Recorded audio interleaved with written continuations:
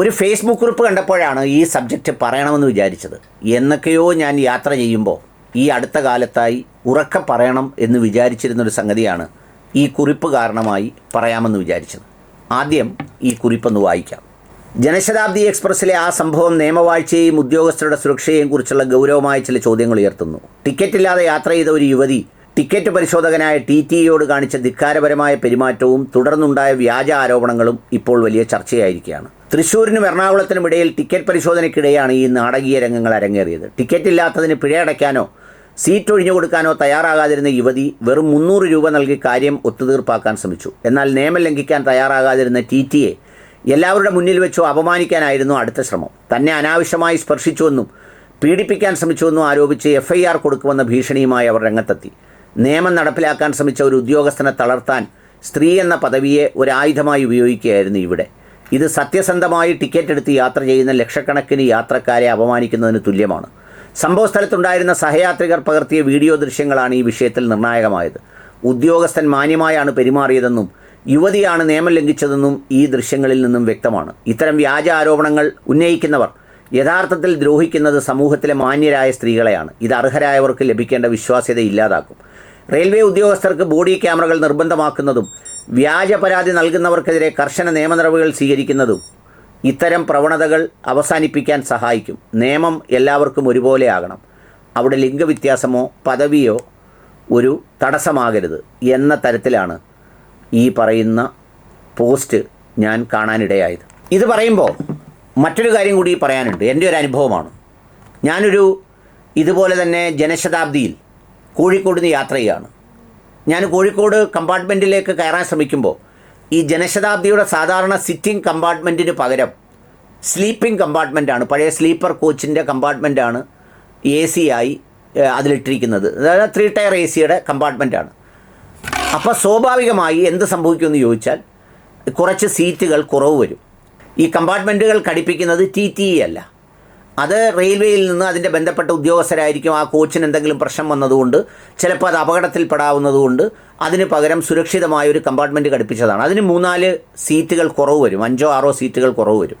അപ്പോൾ ഞാൻ എടുത്തത് വിൻഡോ സീറ്റാണെങ്കിലും എനിക്കതിലെ നമ്പർ നോക്കുമ്പോൾ ഞാൻ മിഡിലോ സൈഡിലോ ആണ് വരുന്നത്. അപ്പോൾ ഇത് TTE അവിടെ വന്നു. എന്നിട്ട് അവിടെ വന്നപ്പോൾ ഒരു ഭാര്യയും ഭർത്താവും, ക്യാൻസർ ട്രീറ്റ്മെൻറ്റിന് പോകുന്ന ഒരു ഭാര്യയും ഭർത്താവും ഉണ്ട്.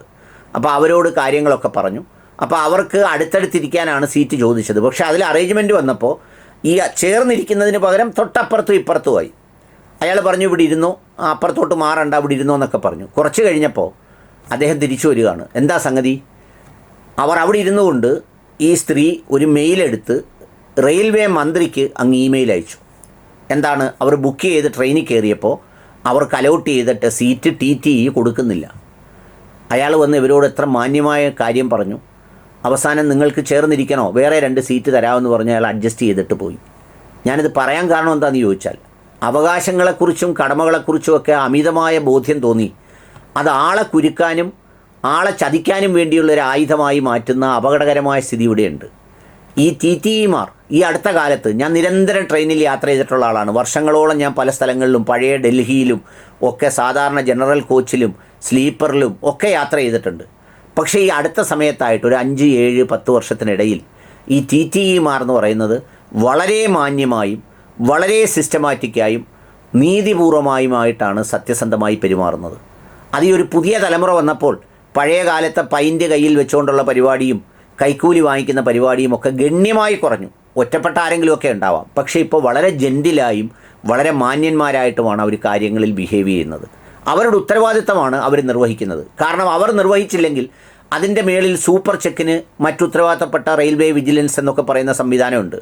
അവർ വന്നാൽ അവർക്കിവർ മറുപടി പറയേണ്ടി വരും. അപ്പോൾ അതുകൊണ്ട് അവർ അത് ശ്രദ്ധാപൂർവമാണ് ചെയ്യുന്നത്. പിന്നിപ്പോൾ ടിക്കറ്റ് റിസർവേഷൻ എല്ലാം പിന്നെ ഒരു സോഫ്റ്റ്വെയർ പ്രകാരം നെറ്റ്വർക്ക് വഴി ഓൺലൈൻ ആയതുകൊണ്ട് തന്നെ ആർക്കും ഒളിപ്പിച്ചു വെച്ചോ അല്ലെങ്കിൽ രഹസ്യമായി നൽകിയോ അല്ലെങ്കിൽ കൈക്കൂലി വാങ്ങിച്ചോ ഒക്കെ മാനേജ് ചെയ്യുന്നതിന് പ്രയാസവുമുണ്ട്. അത്തരം തുച്ഛമായ സംഗതികളെക്കുറിച്ച് ബോധർ ചെയ്യുന്നവരും അല്ല ഇപ്പോഴുള്ളവർ. പക്ഷേ ഇത്തരം സന്ദർഭങ്ങളിൽ വളരെ ആസൂത്രിതമായി ഇവരെ ചതിക്കാനും കുരുക്കാനുമൊക്കെ വേണ്ടി നടത്തുന്ന ശ്രമങ്ങളെ ബോധപൂർവം സമൂഹം ചെറുക്കേണ്ടതും ഇതിന് സാക്ഷിയായ ഒരാൾ, എന്നെപ്പോലെ ഒരാൾ ഇത് കേൾക്കുമ്പോൾ ഇതിന് മറുപടി പറയേണ്ടത് ആവശ്യമായതുകൊണ്ടുമാണ് ഞാൻ പറയുന്നത്. സത്യസന്ധരായ TTEമാരോട് നിങ്ങളിതിലൊന്നും ഭയപ്പെടാതെ നിർഭയം നിങ്ങളുടെ ദൗത്യം തുടരുക. ഇത്തരം ക്ഷുദ്രജീവികളൊക്കെ ഇങ്ങനെ വരും, അതിൻ്റെ വഴിക്ക് പോകും. അതിനെയൊന്നും നിങ്ങൾ പരിഗണിക്കാനേ പോകേണ്ടതില്ല.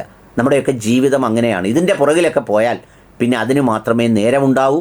നിങ്ങൾ ശരിയുടെ ഭാഗത്തും സത്യത്തിൻ്റെ ഭാഗത്തും ഉറച്ചു നിന്ന് മുന്നോട്ട് സഞ്ചരിക്കുക. നിങ്ങളെ തിരിച്ചറിയുന്ന ഒരുപാട് പേർ ഈ സമൂഹത്തിലുണ്ട്.